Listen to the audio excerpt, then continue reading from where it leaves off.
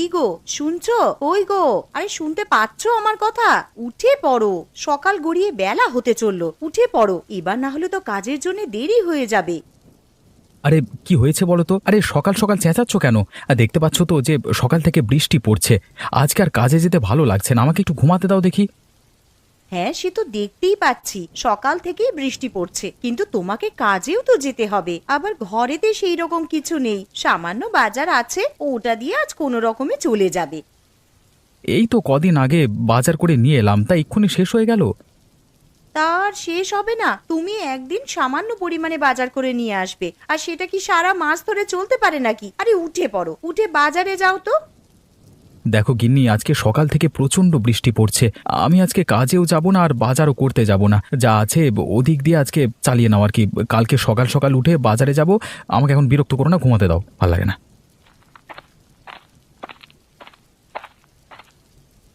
মা, ও মা, আমার প্রচন্ড খিদে পেয়েছে, কিছু খেতে দাও।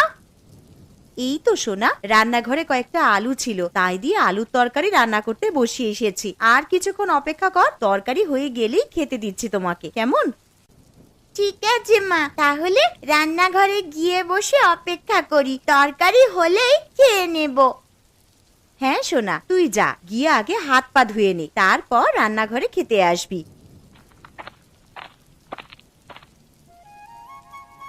মালতীমা, ও মালতীমা, বাড়িতে আছিস? একবার বাইরে আয়। হ্যাঁ মালতীমা, একবার বাইরে বেরিয়ে আয় তো।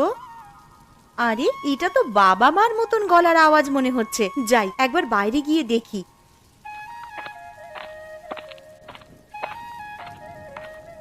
আরে তোমরা হঠাৎ করে আমাদের বাড়িতে চলে এলে, আবার এই ঝড় বৃষ্টির দিনে? হ্যাঁ রে মা, চলি এলাম এই বৃষ্টির দিনে।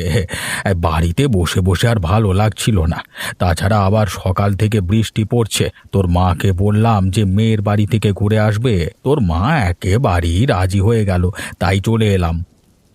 সে তোমরা বেশ ভালোই কাজ করেছো আমাদের বাড়িতে চলে এসে। তা বলো, তোমরা কেমন আছো? শরীর টরীর ভালো আছে তো?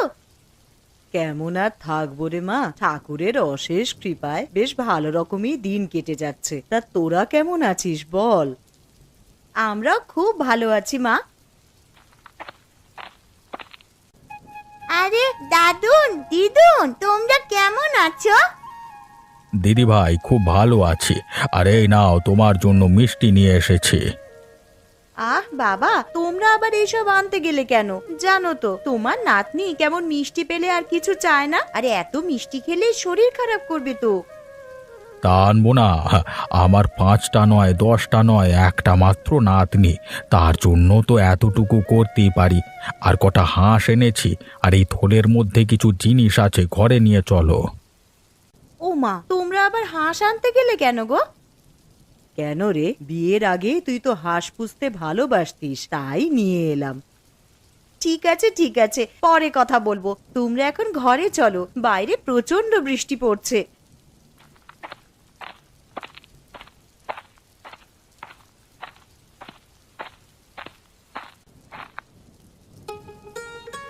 বাবা, ও বাবা, ওঠো গো, একটা সুখবর আছে। আবার কি হলো রে মা? আমাকে কি তোরা একটু শান্তিতে ঘুমাতে দিবি না? আরে একদিন একটু কাজে ছুটি নিলাম, তাও দেখছি আরামে ঘুমাতে পারবো না। তা বল কি হয়েছে? বাবা জানো, আজ দাদু আর দিদুন আমাদের বাড়িতে এসেছে। হ্যাঁ, সে কি রে? তা কখন এলো? এই তো বাবা, তুমি যখন ঘুমিয়েছিলে তখনই দাদু আর দিদুন আমাদের বাড়িতে এসেছে।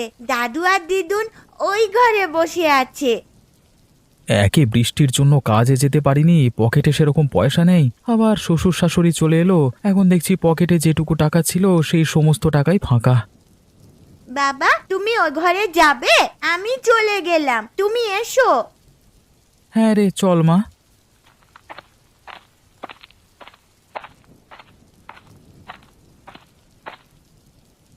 আরে এই তো জামাই চলে এসেছে। তা বাবা মা আপনারা কেমন আছেন বলুন? আর আসতে কোনো অসুবিধা হয়নি তো? না না জামাই বাবা, সেরকম কোনো অসুবিধা হয়নি।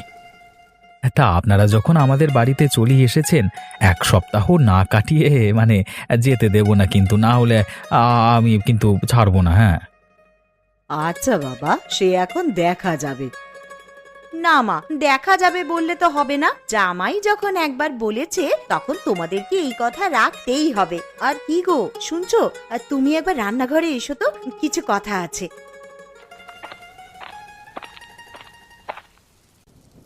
যাও, তোমার শ্বশুর শাশুড়ি এসেছে, তাদের জন্য দোকান থেকে কিছু বাজার করে নিয়ে এসো। বাড়িতে তো সেরকম ভালো মন্দ কিছুই নেই। আচ্ছা গিন্নি, তুমি তো জানো আমার পকেটের অবস্থা। দুদিন ধরে কাজে যাইনি, এখন তুমি কি করে বলছো যে ভালো মন্দ বাজার করে নিয়ে আসতে?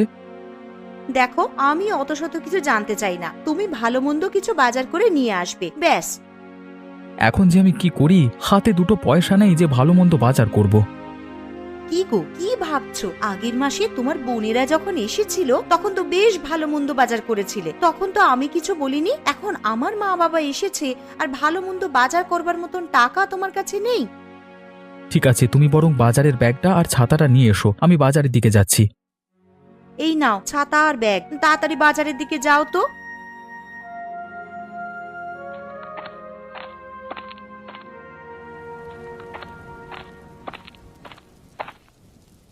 হ্যাঁ রে মালতী, জামাইকে দেখলাম হাতে ব্যাগ নিয়ে মাথায় ছাতা দিয়ে বাজারের দিকে যাচ্ছে। তুই এই বৃষ্টির দিনে ওকে বাজারে কেন পাঠালি রে? মা, আমি পাঠাইনি, তোমার জামাই বলল এতদিন পর আমার বাড়িতে শ্বশুর শাশুড়ি এসেছে, আর কিছু ভালো মন্দ খাওয়াবো না, তাই তো হাতে ব্যাগ নিয়ে আর মাথায় ছাতা দিয়ে বাজারের দিকে গেল। আরে দূর থেকে কে ছাতা মাথায় দিয়ে আসছে এত বৃষ্টির মধ্যে? মনে হচ্ছে তো দীপক। আরে প্রশান্ত, তুই কোথায় গেছিলিস এত বৃষ্টির মধ্যে? এই যে দেখ না দীপক, বাড়িতে কুটুম এসেছে, তার জন্য বাজারে এসেছিলাম মাছ কিনতে, কিন্তু কাঁচা সবজি বাদে কিছুই বাজারে পেলাম না। তুমি ঠিক বলছো প্রশান্ত। আরে আমার বাড়িতে তো শ্বশুর শাশুড়ি এসেছে, আমার বউ আমাকে পাঠালো কিছু ভালো মন্দ বাজার করবার জন্য। হ্যাঁ, তুমি বলছো কাঁচা সবজি বাদে আর কিছু নেই বাজারে? হ্যাঁ রে দীপক, আমি ঠিকই বলছি। আরে তোর পিসিমার বাড়ি আমাদের পাশেই তো, ওনার খুবই শরীর খারাপ, তুই একবার গিয়ে দেখে আয়, বুঝলি? হ্যাঁ রে প্রশান্ত, আমিও শুনেছি পিসিমার শরীরটা খারাপ। দেখতে যাবো যাবো করে আর যাওয়া হয়নি, মানে যেতে হবে বুঝলি। হ্যাঁ তুই যা, আর বাজারে তো ভালো মন্দ কিছু বসেনি, তুই একবার পিসিমার বাড়ি ঘুরে যা, বুঝলি? ঠিক আছে, আমি এখন আসছি। একবার বাজারে গিয়ে কাঁচা সবজি কিছু কিনি, তারপর পিসিমার বাড়িতে গিয়ে একবার পিসিমাকে দেখে আসবো।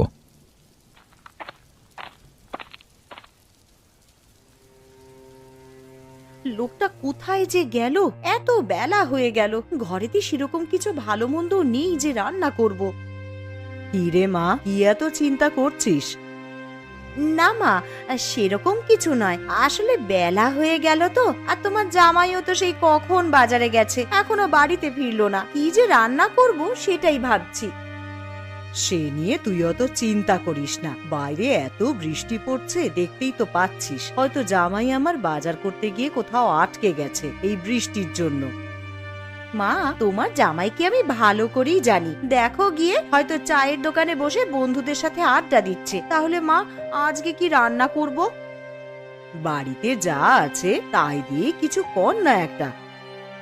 বাড়িতে চাল ডাল আর আলু ছাড়া আর তো সেরকম কিছুই নেই। একটু ঝাল মশলা থাকলে, তুমি যে কটা হাঁস এনেছিলে তার মধ্যে থেকে একটা হাঁস রান্না করে খেতাম, কিন্তু সেই সমস্ত মশলাই তো নেই। এসব কথা ছাড় মা, তুই এখন যা আছে ওইগুলো দিয়েই দুপুরের জন্য কিছু একটা রান্না কর। আচ্ছা মা, ঠিক আছে, তুমি বরং বসার ঘরে গিয়ে একটু বিশ্রাম নাও, আমার রান্না হয়ে গেলেই তোমাদেরকে ডাকবো খাওয়ার জন্যে।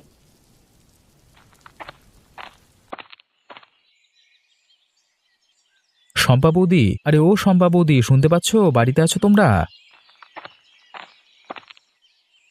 কে? আরে দীপক নাকি? এসো এসো, ঘরে এসো। শুনলাম নাকি পিসিমার শরীরটা খুবই খারাপ। হ্যাঁ গো দীপক, পিসিমার খুবই শরীর খারাপ। তা পিসিমা কোথায়, দেখতে পাচ্ছি না যে? ওই তো পাশের ঘরে শুয়ে আছে, আসো পিসিমাকে একবার দেখবে, এসো।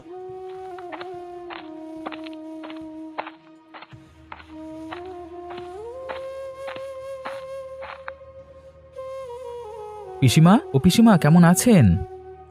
কেমন আর থাকবো বাবা, উপরওয়ালা কবে যে আমাকে নিয়ে যাবে আমি সেইটার জন্যই শুধু অপেক্ষা করছি। এরকম কথা বলতে নেই পিসিমা। দেখো না দীপক, এই যেদিন থেকে শরীরটা একটু বেশি খারাপ হয়েছে সেদিন থেকে সমানে বলে যাচ্ছে যে কবে আমাকে নিয়ে যাবে ওপরওয়ালা। আচ্ছা বৌদি, দাদা তো শহরের বাইরে কাজে আছে, তা দাদাকে চিঠি পাঠিয়ে বলেছো যে পিসিমার শরীর খারাপ? হ্যাঁ দীপক, আমি কালকেই চিঠি পাঠিয়েছি, তবে তোমার দাদাকে ছুটি দেবে কিনা তা বলতে পারছি না। কেন ছুটি দেবে না? কর্মচারীদের ভালো মন্দ তো কোম্পানি দায়িত্ব নেবে, তাই না? আচ্ছা দীপক, একটা কথা বলবো, রাখবি? হ্যাঁ বলো পিসিমা। মরার আগে আমার একটা ইচ্ছে ছিল যে হাঁসের মাংস খাবো, তুই কি আমায় করে খাওয়াবি রে? অবশ্যই পিসিমা, খাওয়াবো না কেন? পিসিমা ভাইপোর কাছ থেকে এতটুকু আবদার করেছে, আর ভাইপো সেটা করবে না? আমি কালই তোমার জন্য হাঁসের মাংস রান্না করে নিয়ে আসবো। আচ্ছা দীপক, ঠিক আছে। তাহলে আজকের মতো আসি বৌদি। হ্যাঁ, বেলা গড়িয়ে দুপুর হয়ে গেল, এবার বাড়ির দিকে যেতে হবে। দুপুরে দুমুঠো খেয়ে গেলে হতো না? না গো বৌদি, বাড়িতে আমার শ্বশুর শাশুড়ি, আমার বউ সবাই মিলে আমার জন্য অপেক্ষা করছে। আমি আজকের মতো আসছি। হ্যাঁ, আবার পরে একদিন এসে খাবো।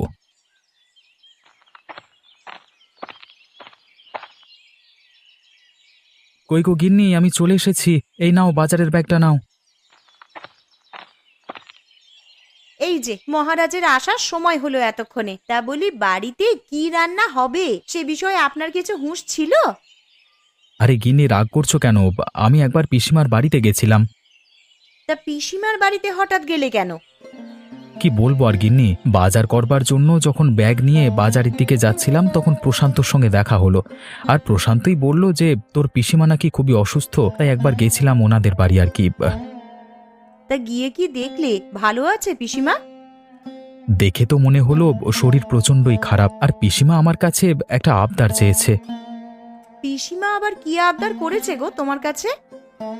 বলেছে যে আমাকে একদিন হাঁসের মাংস করে খাওয়াবি। আমি বলেছি কেন খাওয়াবো না। ঠিক আছে, তাহলে আমার মা যে কটা হাঁস এনেছে তার মধ্যে থেকে একটা কেটে রান্না করে পিসিমাকে দিয়ে আসবে। তা কবে পিসিমাকে করে খাওয়াবে হাঁসের মাংস? কাল কি করে খাওয়াবো, কারণ শয্যাশায়ী মানুষ আমার কাছে আবদার করেছে, না খাওয়াতে পারলে আমারই খারাপ লাগবে। তাহলে আজ রাতেই বরং হাঁসের মাংস রান্না করে রাখি, কাল সকাল সকাল উঠে তুমি পিসিমার বাড়িতে গিয়ে দিয়ে আসবে। ঠিক আছে গিন্নি, সে না হয় করবো। তুমি এখন আমাকে গামছাটা দাও তো, আমি এখন স্নান করে আসি। এসে খেতে দেবে, খিদের জ্বালায় পেটে ছুঁচো ডন দিচ্ছে আমার। এই নাও গামছা, তুমি স্নান করে এসো, আমি খেতে দিচ্ছি।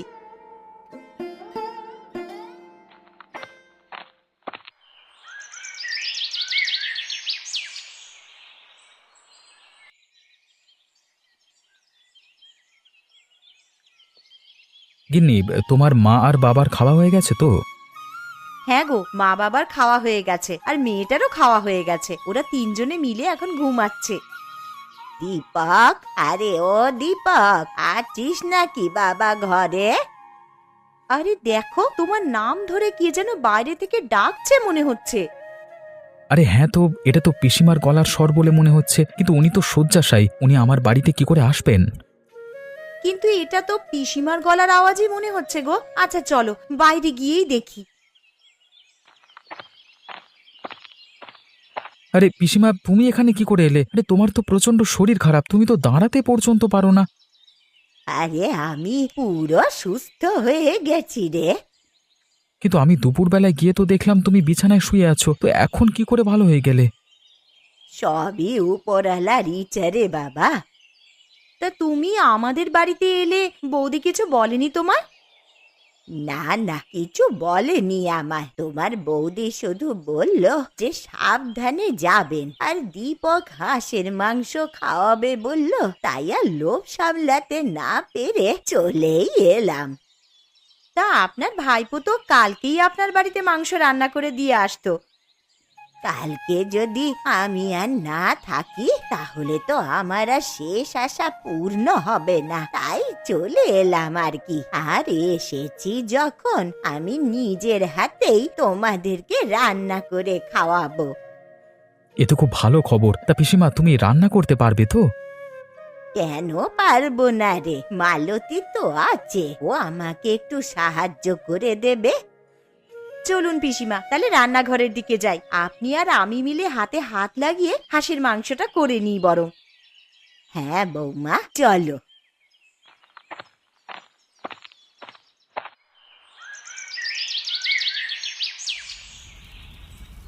তাহলে হাঁসের মাংস তো রান্না হচ্ছেই, তা তার সাথে খাওয়ার জন্যে কি করা হবে বৌমা? কি আর করবেন পিসিমা, তাহলে রুটিটাই বানানো যাক। হাঁসের মাংসের সাথে বেশ ভালোই লাগবে খেতে। হ্যাঁ মা, তুই ঠিকই বলেছিস, হাঁসের মাংসের সাথে রুটিটা একদম জমে যাবে। কিন্তু পিসিমা, একটা অসুবিধা আছে। কি অসুবিধা বৌমা? আসলে আপনার ভাইপো হাঁসের মাংস খায় না। কে খায় আর কে না খায় সে দেখাই যাবে খেতে বসে। এখন রান্নাটা আগে করে নি। আরে বেয়ান, রান্নাটা যা করেছেন না, গন্ধেতেই তো অর্ধেক পেট ভর্তি হয়ে গেল। আমার এদিকে রুটি করা হয়ে গেছে। ও পিসিমা, আপনার কত দূর? আমারও এইদিকে প্রায় হয়েই এসেছে। বৌমা, তুমি বরং ওদেরকে নিয়ে গিয়ে খেতে বসাও, আমি খাবারগুলো নিয়ে যাচ্ছি। ঠিক আছে পিসিমা, তবে সাবধানে। তিনি আমার জন্য আলাদা করে কিছু তরকারি করনি? না, তোর জন্যে আর কিছু আলাদা করে করা হয়নি। হাঁসের মাংসের ঝোল দিয়েছি, ওই দিয়েই রুটিটা খা।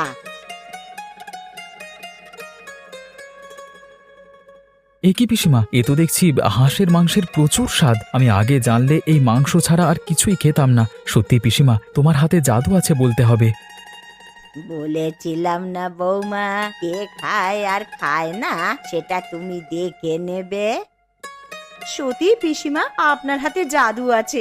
যে কিনা হাঁসের মাংস ছুঁয়েই দেখতো না, তার কিনা এখন হাঁসের মাংস ছাড়া আর কিছুই খেতে ভালো লাগছে না। তাহলে পিসিমা, এখন তো রাত হয়ে গেছে, আর এখন বাড়িও যেতে পারবে না, কালকে সকালেই যেও। ঠিক আছে বাছা, আজ তোদের বাড়িতে থেকে কাল সকাল সকাল আমি বাড়ি চলে যাব।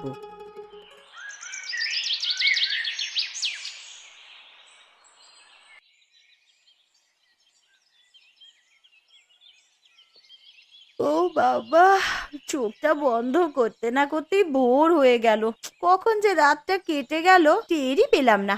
যাই, এবার এঁটো বাসনগুলো আবার মেজে রাখি। আবার ওদিকে পিসিমাও আছেন, তার জন্য একটু জল খাবারও করে দিতে হবে। তানিশা, ও তানিশা, তোর পিসিকে ডেকে তোল না রে। মা, ও মা, পিসি তো আমার কাছে শুয়ে নেই। কি বলছিস? বিছানায় নেই মানে? আরে তোর পাশেই তো শুয়েছিলেন। আরে বাইরে গিয়ে দেখ আছে নাকি। বাইরে কি করে যাব মা? ঘরের দরজা তো ভেতর থেকে আটকানো। তাহলে তানিশা, তুই একবার বাইরে গিয়ে দেখে আয় তো পিসি আছেন কিনা।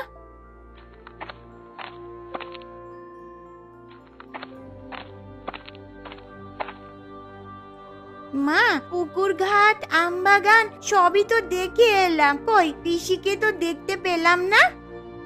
কি গো, শুনছো? আরে কই গো, তাড়াতাড়ি ওঠো, পিসি কোথায় যেন চলে গেছে, ঘরে নেই। তুমি গিয়ে একটু দেখো না। চলে গেছে মানে? কোথায় আবার যাবে? ঘরের দরজা তো ভেতর থেকেই বন্ধ ছিল, পিসি দরজা দিয়ে বের হবে কি করে? এ কি সর্বনাশ হলো আমার! কই গো, তুমি একবার পিসিমাদের বাড়িতে গিয়ে দেখে এসো না, উনি বাড়ি চলে গেছেন কিনা। হ্যাঁ হ্যাঁ, তুমি ঠিকই বলেছ, আমি একবার পিসির বাড়িতে গিয়ে দেখে আসি।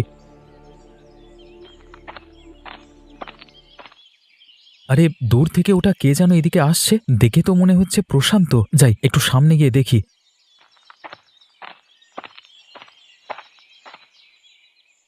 আরে প্রশান্ত, তুই এখানে কি করছিস? আর এত ছোটাছুটি করে কোথায় যাচ্ছিস?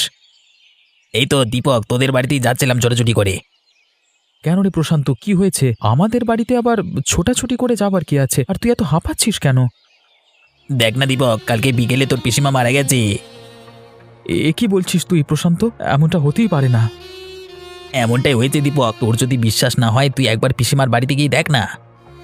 ঠিক আছে প্রশান্ত, আমার এখন তাড়া আছে, তাহলে তুই যা, গিয়ে আমার বাড়িতে খবর দে, আমি পিসিমার বাড়িতে যাচ্ছি। ঠিক আছে দীপক, তুই যা, আমি তোর বাড়ির দিকে যাচ্ছি।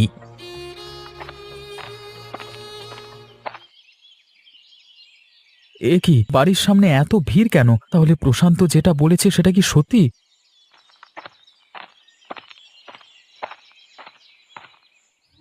বৌদি, ও বৌদি, পিসিমার এমন অবস্থা হলো কি করে?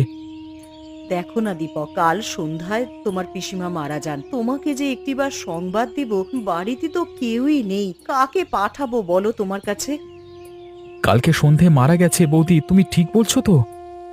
হ্যাঁ গো দীপক, সন্ধেবেলায় মা চোখ বুঝলেন, দুপুরবেলা একটু সুস্থ হয়েছিলেন বটে, উঠে বসলেন আর বললেন তোমাদেরকে নিজের হাতে হাঁসের মাংস রান্না করে খাওয়াবে। কে জানতো বলো, জীবনবাতি নিভে যাওয়ার আগে একবার জ্বলে উঠেছিল। আর আজকে সকাল হতেই তোমার বন্ধু প্রশান্তকে বললাম যে একবার দীপকদের বাড়িতে গিয়ে খবর দিয়ে এসো। যদি সন্ধেবেলাতেই পিসিমা মারা যায়, তাহলে কালকে আমাদের বাড়িতে পিসি হাঁসের মাংস খেতে যায়নি, তাহলে কে গিয়েছিল? হয়তো পিসিমার আত্মা তার শেষ আশাটা পূরণ করতে গিয়েছিল।